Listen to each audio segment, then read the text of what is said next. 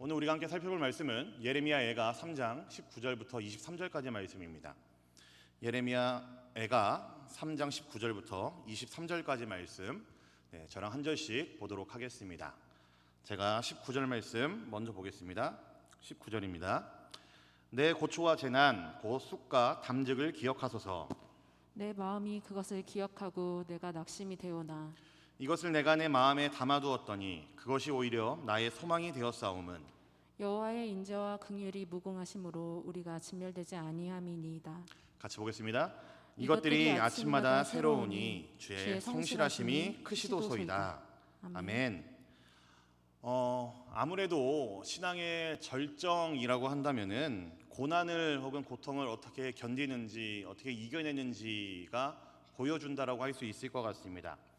제가 그동안 사역을 좀 그럭저럭 쭉 해오면서 여러 교회들의 모습을 살필 수가 있었는데요. 굳이 제가 사역하던 교회가 아니더라도 워낙 이제 제 주변에는 교회에서 사역하는 분들이 많이 있으니까 그들을 통해서도 다른 교회들의 이야기를 좀 들을 수가 있었습니다. 교회에서는 보통 1년에 몇 번씩 부흥회를 좀 하죠. 근데 부흥회를 하게 되면은 좀 저희 교회는 사실은 그렇지 않는데 주로 하는 것 중에 하나가, 가장 많은 퍼센테이지를 차지하는 것 중에 하나가 누구를 이제 불러다가 이제 간증 집회를 하는 일들이 좀 잦습니다. 근데 이제 간증 집회를 하게 되면은 아주 어마어마한 반응들이 일어나죠. 옛날 선배님들 이야기로는 누가 간증하고 나면은 장로님이 담임 목사님 차를 바꿔줬다라든지 그런 이야기도 심심치 않게 들릴 정도로, 교회 재정이 갑자기 폭발적으로 늘었다 이런 게 들릴 정도로, 아무튼 간증 집회를 한 번만 하면은 교회의 사정은 여러모로 달라지는 것을 우리가 좀 볼 수 있습니다. 그런데 그들의 이야기를 들어보면은 주로 사실은 이런 이야기들이 주를 이루죠. 하나님이 나에게 복을 주셨고 난 그 복으로 이만큼 잘 됐다라는 이야기들이 보통 주를 이루게 됩니다. 이것이 부흥의 강사들이 주로 하는 주제이며 간증 드릴 때가 많이 있습니다. 저는 사실 하나님이 주신 복을 자랑하는 것이 잘못됐다고 말하고 싶은 것이 아닙니다.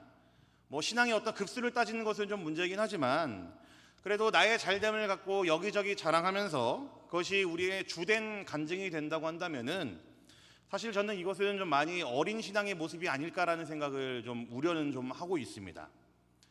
저는 우리 기독교 신앙의 가장 멋진 모습은, 가장 빼어남은, 우리는 잘 될 때보다는 안 될 때 우리가 하나님을 얼마나 의지하는지 보여주는 것이 우리 기독교 신앙의 가장 무기가 아닐까라는 생각이 듭니다. 어려움과 고난 중에도 믿음을 잃지 않는 것, 그런 상황 가운데서도 온전히 주를 바라보고 신뢰할 수 있는 것, 이것이 우리 기독교 신앙이 갖고 있는 가장 멋진 모습이고 가장 빼어난 모습이기도 하죠. 물론 잘 될 때도 이 신앙을 유지하는 것은 더욱 아름다운 모습이죠. 하지만 기독교 신앙의 그 묘미라고 할까요? 매력이라고 할까요? 그런 모습들은 사실 우리가 고난 받고 있을 때에, 고통 가운데 있을 때 더욱 잘 드러나기 마련입니다. 그렇기 때문에 우리가 정말 진심으로 열광해야 되는 간증은, 하나님이 나에게 이런 복을 주셔서 내가 잘 됐다라는 간증보다는 하나님이 내가 고통 가운데 있을 때 나를 어떻게 만나주셨고 나를 이렇게 견디게 해주셨다라는 간증이 아마 우리에게 더욱더 필요한 간증이 아닐까 생각을 합니다. 이것이 우리 기독교 신앙의 절정이죠. 아마 다들 제가 이 정도만 말씀드려도 고개를 다들 끄덕하시리라 생각합니다. 기독교는 그렇게 세상에 존재해왔죠. 고통과 어려움 가운데 기독교는 견뎌왔고 버텨왔고, 우리가 알고 있는 하나님, 그리고 우리가 믿고 있는 하나님, 그리고 우리가 정말로 마음을 다해 바치고 있는 교회 공동체라는 것은 사실 이런 어려움 속에서, 고통 속에서 피어났고 견뎠고 꽃을 피워왔습니다. 그렇지만 우리가 반드시 기억해야 될 것이 한 가지가 있죠. 고통과 고난 가운데 우리가 견딜 수 있는 힘은 하나님께서 우리에게 어떤 신비한 힘과 능력을 주셔서 그런 것이 아니라 우리로 하여금 그 일들 안에서 참 소망을 갖게 하기 때문이라는 사실입니다. 제가 사실 오늘 본문을 예레미야 애가로 정한 데에는 좀 이유가 있습니다. 우리가 저번 시간까지는 하박국을 좀 살펴보면서 3주간 살펴보면서 마무리를 했는데, 예레미야는 하박국과 같은 시대에 활동했던 선지자입니다. 그래서 좀 하박국을 이렇게 마무리하고 제가 여러분들과 함께 나누고자 했던 그 메시지를 이렇게 마무리하는 게 사실 조금 아쉬운 마음이 좀 들었어요. 그래서 더 말씀을 좀 보고 묵상을 하다 보니까 예레미야 선지자가 했던 이야기도 함께 살펴보면 좋겠다라는 생각이 들어서 역시나 예레미야 애가 그러면 조금 우리에게 생소한 본문이죠. 그럼에도 불구하고 이 예레미야 애가를 가지고 좀 여러분들과 말씀 좀 나누려고 준비를 하게 되었습니다. 자, 우리가 고통과 고난 가운데 가져야 되는 소망, 어떠한 소망이겠습니까? 답부터 제가 먼저 말씀을 드리자면은 이 모든 고통과 고난 가운데 이 모든 일들을 주관하시는 분이 선하신 하나님이기 때문에 우리의 눈에 봤을 때는 분명 고난과 고통이겠지만, 어려움이겠지만 그 선하신 하나님이 다스리고 있기 때문에 우리는 그 하나님의 선하심을 얼마든지 신뢰할 수 있다라는 것이 우리에게 있는 소망이고 우리에게 주어진 희망입니다. 이 분명한 사실이 우리에겐 참으로 소망이 되고요, 이것이 우리 그리스도인들에게는 더할 나위 없는 무기가 되는 것이죠.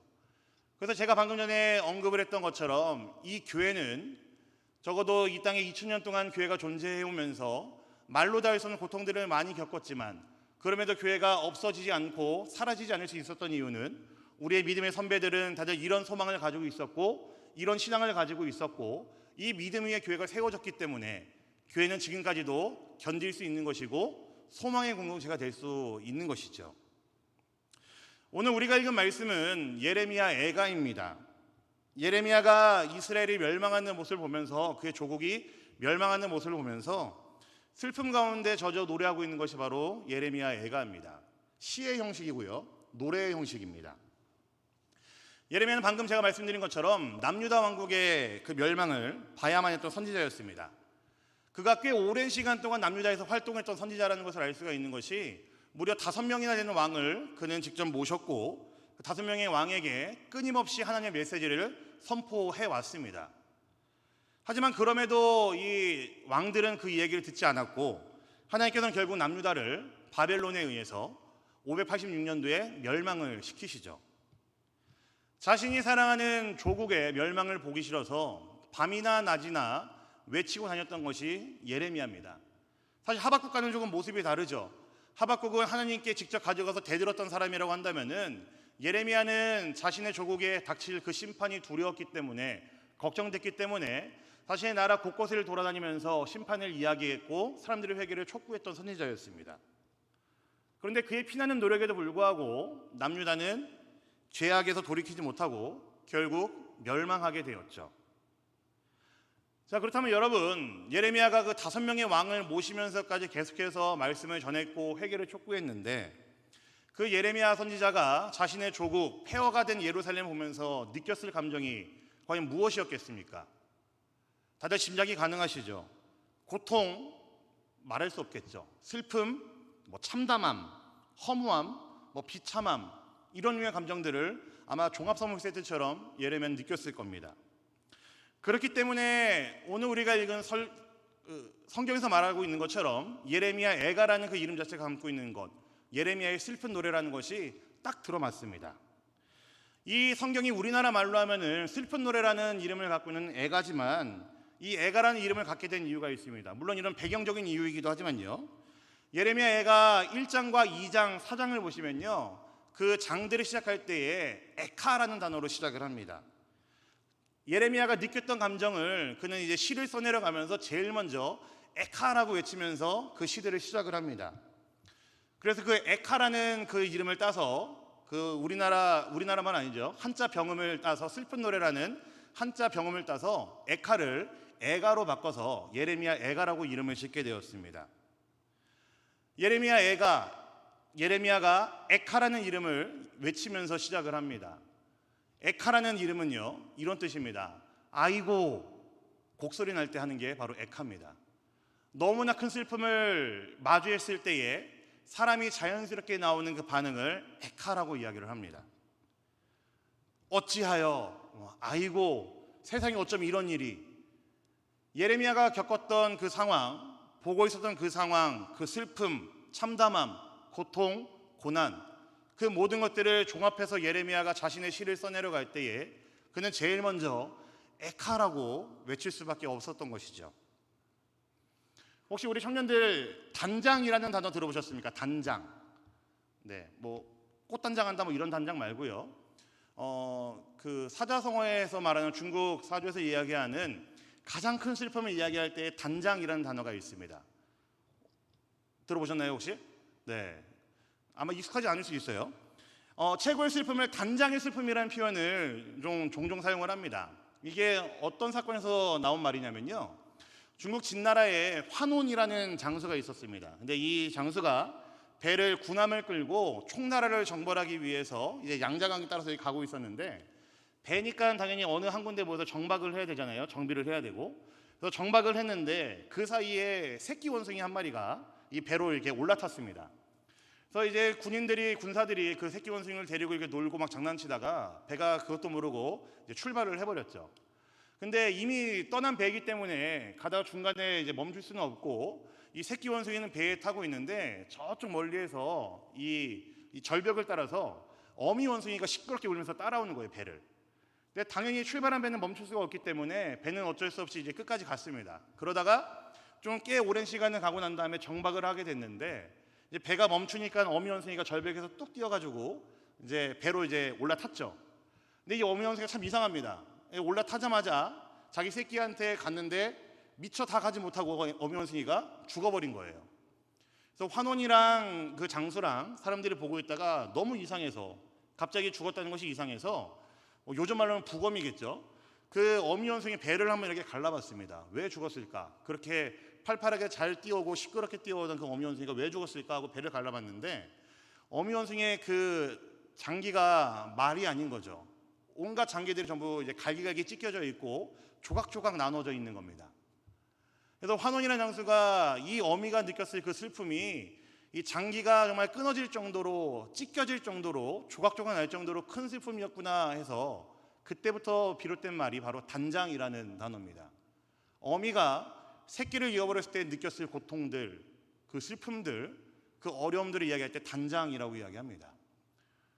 짐작이 가십니까, 여러분? 얼마나 슬프면은 뱃속에 있는 장기들이 마디마디 끊어질까요? 아마 예레미야가 느꼈을 심정이 저는 이 단장의 슬픔과 비교가 되지 않을까 싶습니다. 그러니까 지금 우리나라 말로는 다 담아낼 수 없지만, 예레미야가 그의 시를 시작할 때마다 에카라고 하면서, 아이고 하면서 그 조국의 멸망을 보면서 그는 그 시를 시작을 하고 있겠죠. 뭐 감히 짐작할 수 없는 이야기이긴 하지만 아마 더 클 수도 있습니다.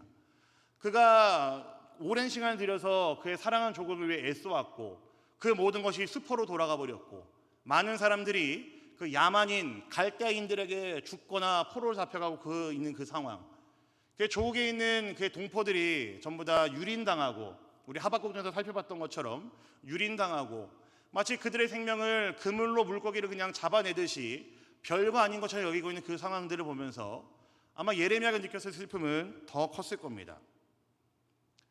그의 외침을 아무도 듣지 않았고 그의 조국은 멸망했죠. 아마 예레미야는 엄청난 슬픔을, 고통을 마주해야 됐을 겁니다. 그래서 예레미야 선지자의 별명이 하나 있습니다. 아십니까, 우리 청년들? 눈물의 선지자라고 하는 이유가 바로 여기에 있습니다. 물론 성경 곳곳에 예레미야가 우는 모습이 나오긴 하지만 그가 눈물을 흘릴 수밖에 없었던 이유, 그의 별명을 눈물의 선지자로 얘기할 수 없었던 이유는 바로 이런 데 있겠죠. 멸망당해서 잿더미가 된 조국을 보면서 그는 단장의 슬픔을 느꼈을 겁니다. 그런데요, 여러분, 재미있는 것이 하나 있습니다. 자신의 조국의 멸망을 보면서 큰 슬픔 가운데 잠겨 쓴 시인데도 불구하고 오늘 우리가 읽은 이 예레미야 애가의 한 켠에 있는 이 내용들은요, 슬프지가 않습니다. 우리 오늘 말씀 22절과 23절 말씀 다시 한번 보도록 하겠습니다. 22절, 23절입니다. 같이 보겠습니다. 시작. 여호와의 인자와 긍휼이 무궁하심으로 우리가 진멸되지 아니함이니이다. 이것들이 아침마다 새로우니 주의 성실하심이 크시도소이다. 이상하지 않습니까? 잿더미가 된 조국, 아마 시체들도 아마 곳곳에 질비해 있을 텐데 그것을 보면서 쓴 시치고는 굉장히 밝습니다. 이름 그대로 예레미야 애가, 에카라는 그 이름을 담아서 슬픔을 노래할 줄 알았는데 오늘 읽은 본문은 굉장히 희망차고요, 밝습니다. 여러분 이해가 되십니까? 제가 만약 예레미야라고 한다면요, 가장 자연스러운 모습이 뭔지 아십니까? 하박국이 했던 것처럼 하나님께 대드는 게 제일 자연스러울 것 같아요. 하나님, 어떻게 이러실 수 있습니까? 너무하신 거 아닙니까? 하나님, 어떻게 내가 그렇게 열심히 애썼는데 우리나라를 이렇게 만들어 버릴 수 있습니까? 좀 과한 표현일지 모르겠지만 하나님께 삿대질하면서 욕하는 것이 아마 이 상황에 있는 예레미야라고 한다면은 더 자연스러울 것 같습니다. 아마 저였으면 그렇게 했을 것 같아요. 조국의 멸망 앞에서 하나님의 인자와 긍휼을 노래하는 것은요, 부자연스럽습니다. 그 많은 시체들을 보고 있고 폐허가 되어 있는 상황을 보고 있는데 거기서 하나님의 성실하심이 아침마다 새롭다고 얘기하는 것은요, 정신병자라는 생각이 들 정도로 부자연스럽습니다. 하지만 그 누가 뭐라고 그래도 예레미야는 그렇게 노래할 수밖에 없었습니다. 왜냐하면 그에게는 분명한 소망이 있었기 때문에 그렇죠. 그에게는 확신이 있었기 때문에 그렇습니다. 그 소망과 확신이 무엇입니까? 간단하죠. 하나님은 선하시다라는 확신입니다. 그래서 제가 지난 시간에 언급했던 단어가 있습니다. 혹시 기억하실까요? 제가 구약의 선지자들, 이 멸망 포로기 때 선지자들이 갖고 있었던 그들의 어떤 마음가짐을 이렇게 이야기했었습니다. 급진적 낙관주의라고 이야기를 했죠. 레디컬 옵티미즘이라고 이야기를 했습니다. 레디컬하게 그들의 가장 기본에 가장 근저에 깔려있는 그들에게 희망을 주는 것이 하나가 있는데 그들은 다름 아닌 딱 하나였었습니다. 우리 하나님은 선하시다.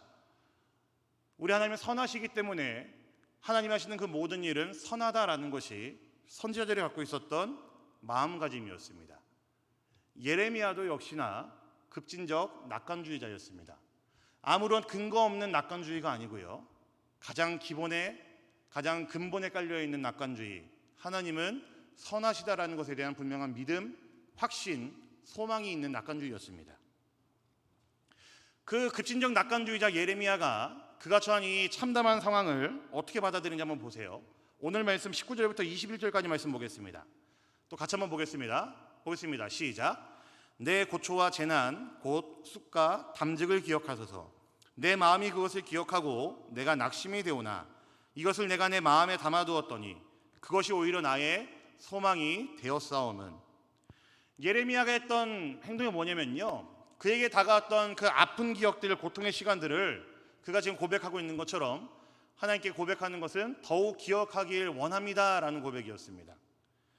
사람들은 끔찍한 고통을 당하면은 빠져나오려고 애를 쓰죠. 그래서 세상에 있는 다른 사람들은, 믿음이 없는 사람들은 술에 깊이 빠지기도 하고요, 혹은 담배 같은 거, 혹은 중독될 수 있는 그 어떤 것에 빠져서 그의 그 관심을 다른 데로 돌리기도 합니다. 왜냐하면 그 기억에 오래 머물러 있어봐야 도움이 안 되기 때문에 그렇죠. 그런데 지금 예레미야가 하는 고백은 무엇이죠? 그는 그 고통의 시간들이 빨리 사라지는 것을 원하는 것이 아니라 오히려 자신 안에 담아두기를 원하고 있습니다. 그래서 21절에는 이렇게 고백을 하죠. 이 고통의 시간들을 내가 내 마음에 담아두었다라고 고백을 합니다. 이상한 고백입니다. 여러분, 선지서를 보시면요, 선지자들이 이스라엘 백성들에게 돌아오라 돌아오라라고 하면서 촉구하는 장면들이 많이 나옵니다. 그들이 하나님께로 언제든지 돌아오기를 외치면서 항상 하는 이야기가 있습니다. 거의 이건 규칙처럼 나오는 이야기입니다. 무슨 이야기를 하냐면요, 너희 하나님께서 너희에게 무슨 일 하셨었는지 너희 기억해봐라. 너희가 그 은혜들을 겪었는데 너희 어떻게 이럴 수가 있니?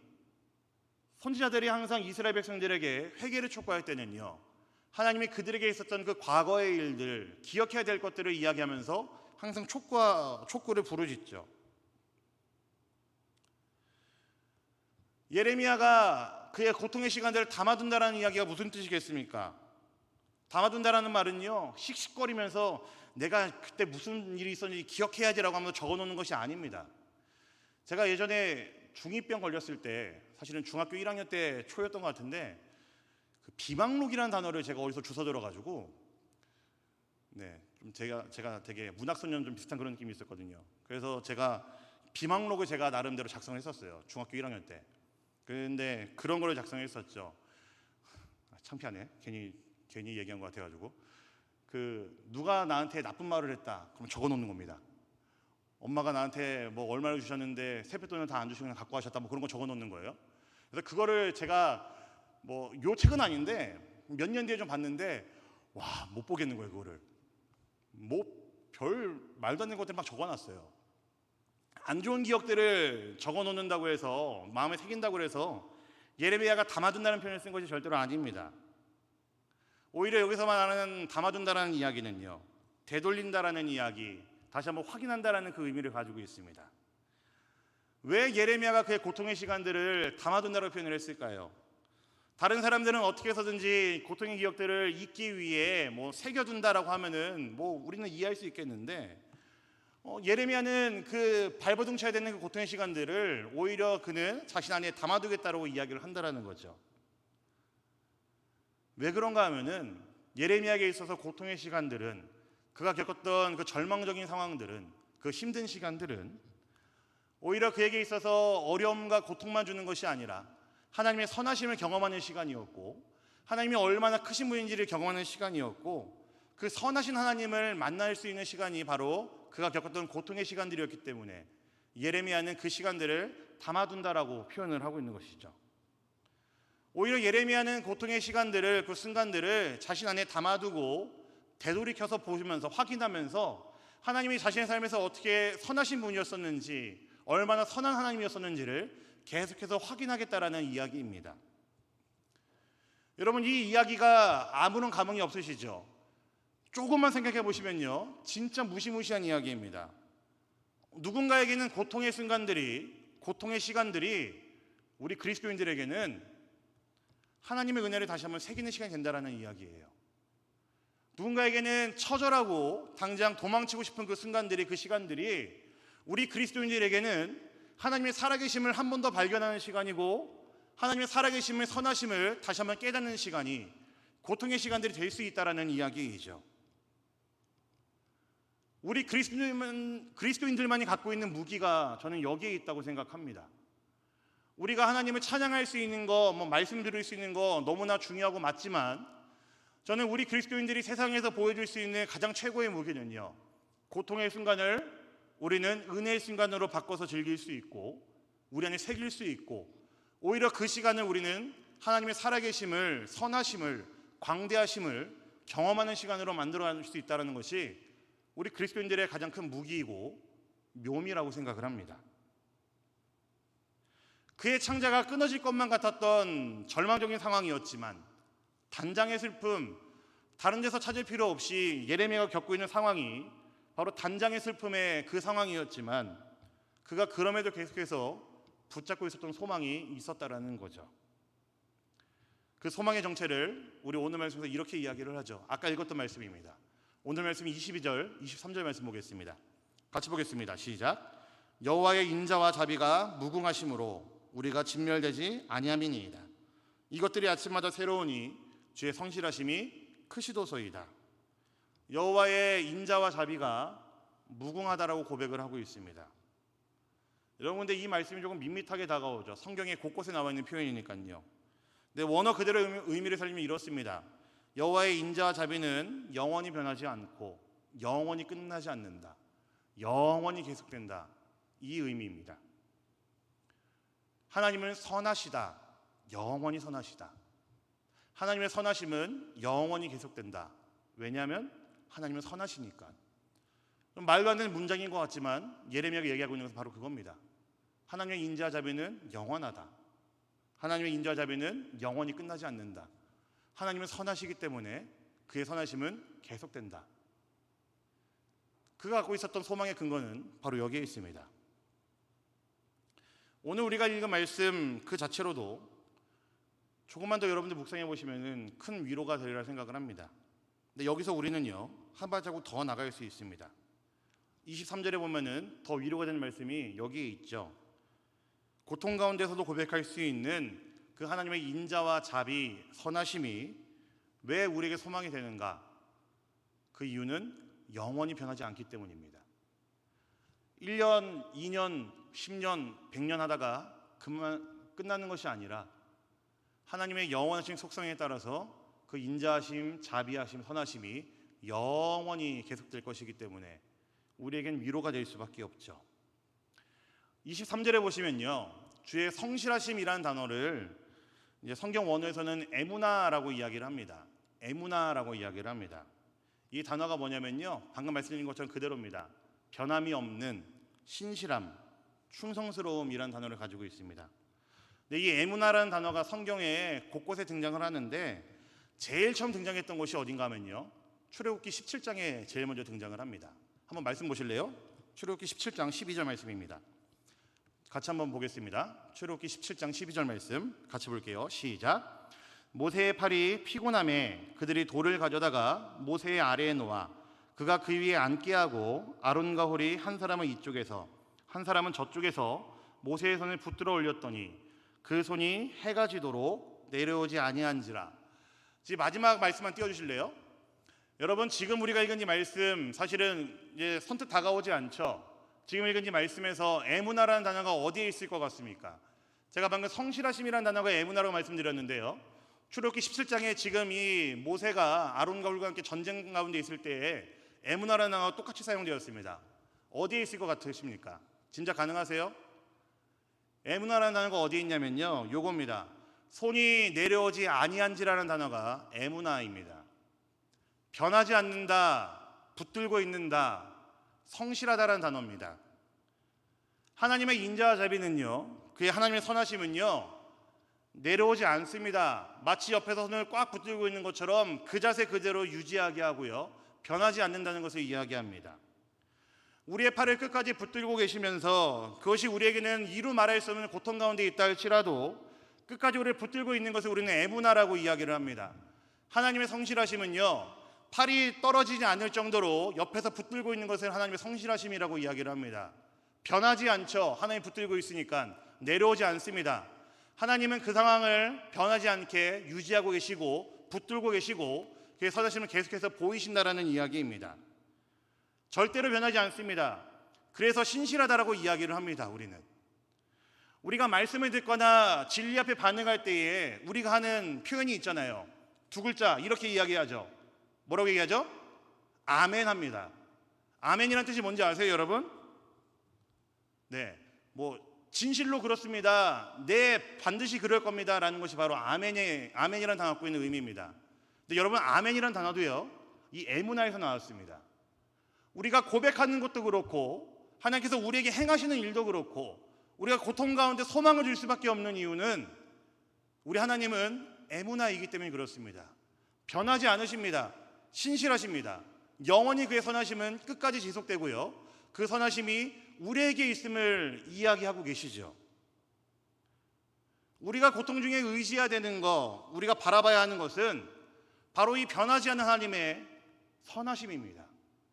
우리 하나님의 에무나가 우리가 참으로 소망을 줄 수밖에 없고 우리가 어려움 가운데 참 희망을 가지고 살아갈 수밖에 없는 이유는 우리 하나님은 에무나, 변하지 않으시기 때문에 그렇습니다.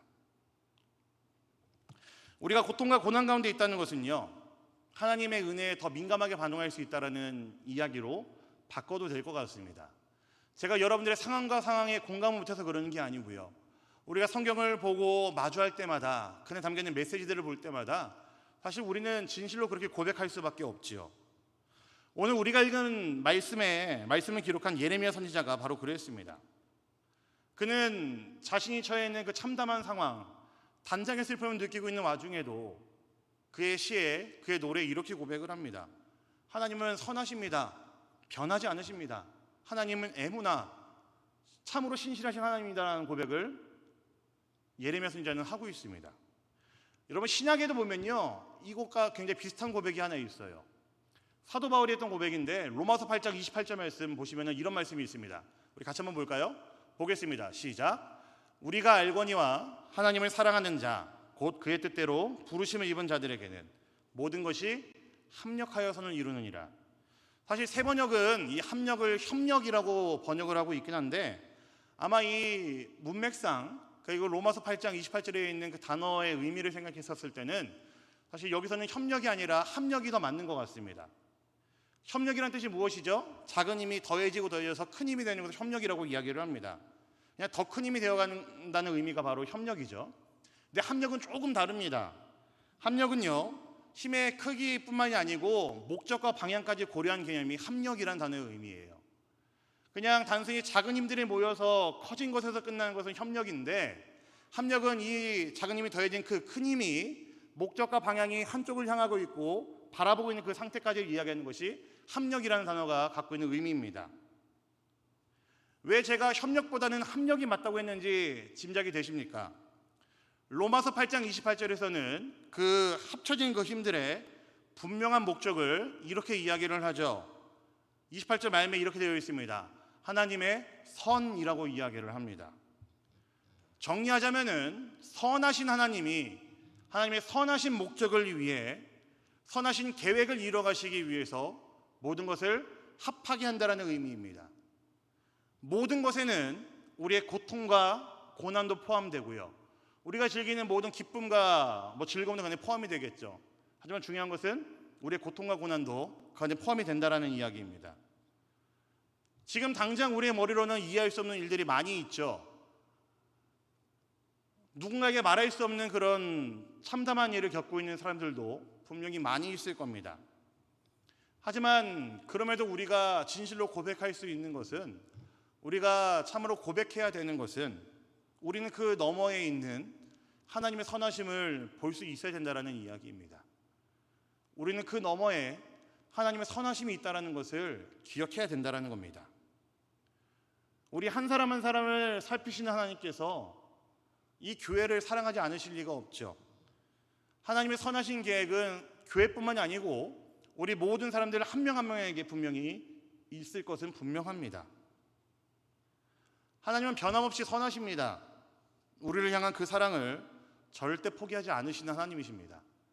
제가 사실은 입이 짧고 어눌해서 아는 것이 많이 없어서 제가 이 이야기를 여러분들에게 속 시원하게 다 못해드립니다. 하지만 그러면서 제가 여러분들에게 자신 있게 말할 수 있는 것은요, 저의 모든 인생을 걸고, 저의 삶을 걸고, 저의 모든 신앙을 걸고 자신 있게 이야기할 수 있는 것은, 우리 하나님은 분명히 선하십니다. 참으로 선하세요. 그리고 하나님의 그 선하심은 영원히 변하지 않습니다. 애문하이기 때문에 우리를 마치 붙들고 있는 것처럼, 모세의 팔이 내려가면은 전쟁에서 질 것 같아 그 옆에 아론과 홀을 둬서 팔을 못 내려게 붙잡고 있었던 것처럼, 우리 하나님께서 우리를 향한 선하심은 절대로 변하지 않습니다. 단단하게 고정이고 변하지 않습니다. 말씀을 마무리하겠습니다. 오늘 말씀을 통해 우리는 예레미야의 고백을 좀 살펴봤죠. 예레미야 선지자의 별명은요, 잘 아시는 것처럼 눈물의 선지자라고 이야기를 합니다. 그가 조국의 멸망을 보면서 많은 눈물을 흘렸기 때문이고, 에가라는 그 이름을 담은 노래를 불렀기 때문에 그렇습니다. 근데 오늘 우리가 읽은 이 예레미야 애가 3장 19절부터 23절까지 말씀, 이 말씀을 봤을 때는요, 우리 오늘은 예레미야 선지자의 그 별명을 좀 바꿔야 될 필요가 있습니다. 뭐로 바꾸면 좋을까요? 눈물의 선지자가 아니라 아마 저는 소망의 선지자라 불리는 것도 틀리지 않을 거라 생각합니다. 예레미야 선지자는요, 변함없이 선하시고 신실하신 그 하나님을 의지했습니다. 급진적 낙관주의, 사실 7글자 안에 우리가 좀 이야기를 했고 표현을 했지만 부족하죠. 예레미야 선지자가 바라봤던 것은 그가 경험했던 그 참담한 상황 가운데서도 참으로 하나님의 살아계심을, 선하심을 그는 기억했고 마음에 새겼기 때문입니다. 그게 그가 바라봤던 모든 상황과 환경들의 가장 기본이 되는 그의 믿음이었기 때문에 예레미야 선지자는 그렇게 우리에게 고백하고 있고 이 믿음을 우리에게 전해주고 있습니다. 고통 중에, 슬픔 중에, 고난 중에 그는 진정으로 소망을 품은 자였습니다. 애무나 변함없습니다. 하나님의 살아계심은, 하나님의 선하심은 변함이 없습니다. 하나님의 선하심은 절대로 변하지 않습니다. 모세가 힘이 들어서 팔을 내리려고 할 때마다 그 이스라엘의 전쟁에서 밀렸던 것처럼 하나님이 그것이 걱정돼서 그의 옆에 아론과 홀을 두고 그의 팔이 내려오지 않게 꽁꽁 묶어뒀던 것처럼 우리 하나님의 선하심은 변하지 않으십니다. 우리의 현실, 우리가 바라보는 그 상황에 여러분 매몰되지 마시고요, 그 너머에 있는 하나님의 선하심, 변하지 않는 그 하나님의 선하심, 신실하심, 애무나, 그것을 좀 바라볼 수 있는 여러분이 되길 간절히 소망합니다. 우리가 아무리 고통 중에 있다 할지라도 우리 하나님 애무나 변하지 않으십니다. 이 선하신 하나님을 의지하며 살아가는 사랑하는 우리 대림교회 모든 청년들 되시기를, 모든 성도들 되시기를 우리 주님의 이름으로 간절히 부탁드립니다. 아멘. 네. 오늘은 좀 이렇게 찬양할 때에 우리 스스로를 좀 돌아보면서 축복하는 시간이 되면 좋겠습니다. 사실 누군가에게 말할 수 없는 그 어려운 일들, 힘든 일들 아마 다 경험하고 있으리라 생각합니다. 힘든 일 없는 사람이 없겠죠. 지금이야 이게 교회에 있고 또 오랜만에 보는 사람들이, 일주일 만에 보는 사람들이 있으니까 우리가 지금 마치 가면을 쓴 것처럼 아무렇지 않게 앉아있지만, 사실 여러분들 누군가에게 말할 수 없는 어려움들, 고통들 얼마나 많이 겪고 있습니까? 고민들 굉장히 많으시죠. 여러분 스스로 좀 잠이 안 올 때가 많이 있고 한숨만 나올 때가 많이 있죠. 물론 저도 그렇습니다. 그래서 오늘은 좀 우리 선하신 하나님 이야기를 들었으니, 성실하시고 변하지 않는 선하심을 갖고 계신 그 하나님의 말씀을 들었으니, 오늘은 좀 우리 좀 넉넉한 마음으로 우리 스스로 좀 축복하면 좋겠습니다. 우리를 붙들고 계신 그 하나님이 얼마나 선하신지, 우리를 사랑하시는 그 하나님이 얼마나 사랑이 많으시고 무궁하시고 인자하신지, 우리가 하나님의 선하심을 같이 좀 찬양으로 고백하고 함께 소망을 품는 시간을 가지면 좋겠습니다. 우리 지금 함께 찬양하며 나가도록 하겠습니다.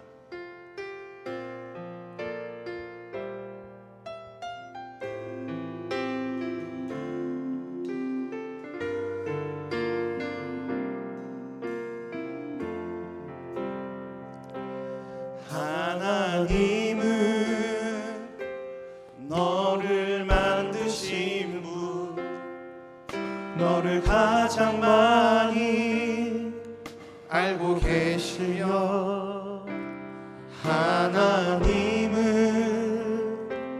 너를 만드시는 분, 너를 가장 깊이 이해하신단다. 하나님은 너를 지키시는 분, 하나님은 너를 지키시는 분, 너를 절대 포기하지 않으며, 하나님은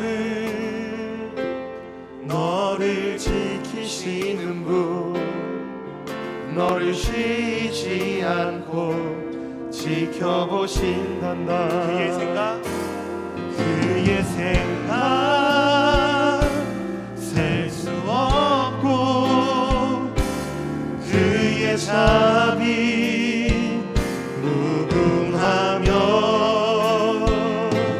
그의 성실 날마다 새롭고, 그의 사랑 끝이 없단다. 2절 찬양하겠습니다.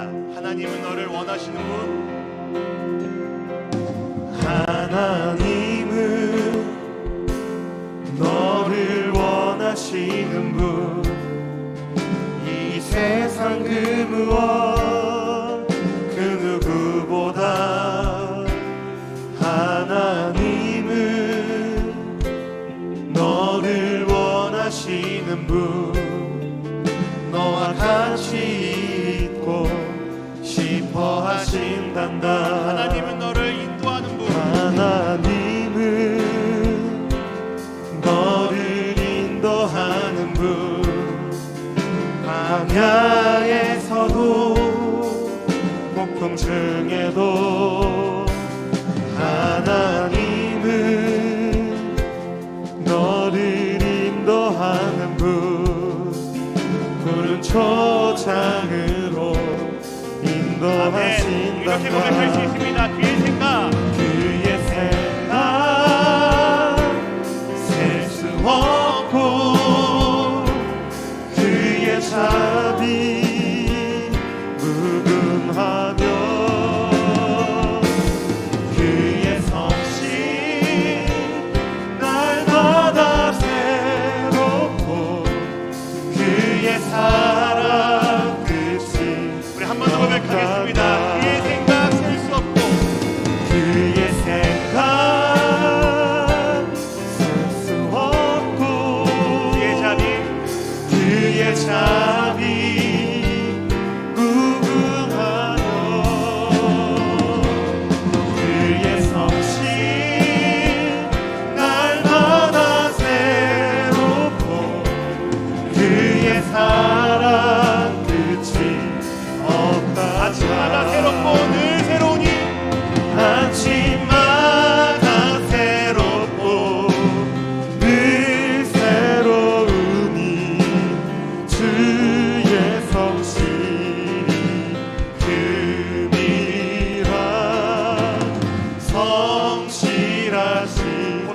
고백합니다.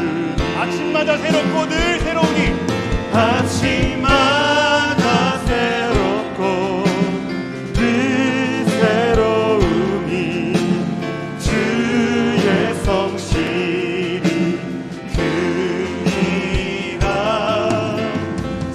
마지막으로 한 번 더 고백해볼까요? 성실하신 아침마다 새롭고 늘 새로우니 에무나 변하지 않습니다. 마다 새롭고 늘 새로움이 주의 성실이 큽니다. 성실하신 주님. 아멘.